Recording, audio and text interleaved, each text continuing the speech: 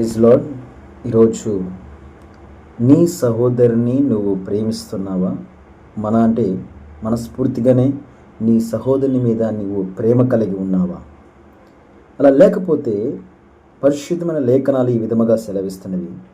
మత్తయి సువార్త 5వ అధ్యాయము 22 ఒకసారి చూస్తే, నేను మీతో చెప్పేదేమనగా, తన సహోదరుని మీద కోపపడు ప్రతి వాడు విమర్శకు లోనగును, తన సహోదరుని చూసి వ్యర్థుడని చెప్పువాడు మహాసభకు లోనగును, ద్రోహి అని చెప్పువాడు నరకాగ్నికి లోనగును. కావున నీవు బలిపీఠం వద్ద అర్పణము అర్పిస్తున్నప్పుడు నీ మీద నీ సహోదరునికి విరోధం ఏమైనా కలదని అక్కడ నీకు జ్ఞాపకం వచ్చినడలా,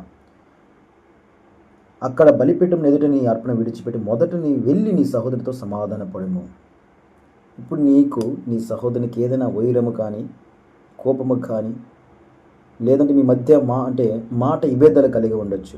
కానీ నీ సహోదరైనా నువ్వైనా తప్పు చేసినట్లా మొదటగా నీ అర్పణ అర్పిస్తున్నప్పుడు, మందిరములో దేవుని దగ్గర నీ యొక్క సమర్పణ సమర్పిస్తున్నప్పుడు అది అంగీకరింపబడకుండా ఉన్నదంటే ఎమ్మటే నీకు నీ సహోదరుని మీద చేసిన విభేదము మాట ఏదైనా ఉంటే మొదటగా నీ సహోదరునికి వెళ్ళి, నీ యొక్క సహోదరుని దగ్గరికి వెళ్ళి క్షమాపణ కోరిన తర్వాత లేదా సమాధాన పడ్డ తర్వాత, ఆ తర్వాత నీ సమర్పణ ఏదైతే ఉందో, నీ అర్పణ అయితే ఏదైతే ఉందో అది ప్రభు సన్నిధిలో సమర్పించు.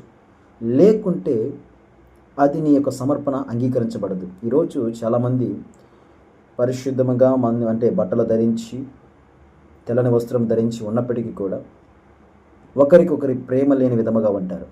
కానీ మనం ఏమనంటారంటే సహోదరి ప్రేమ కలిగి మనం ఉండాలని ప్రభువు ఇక్కడ సెలవిస్తుండు.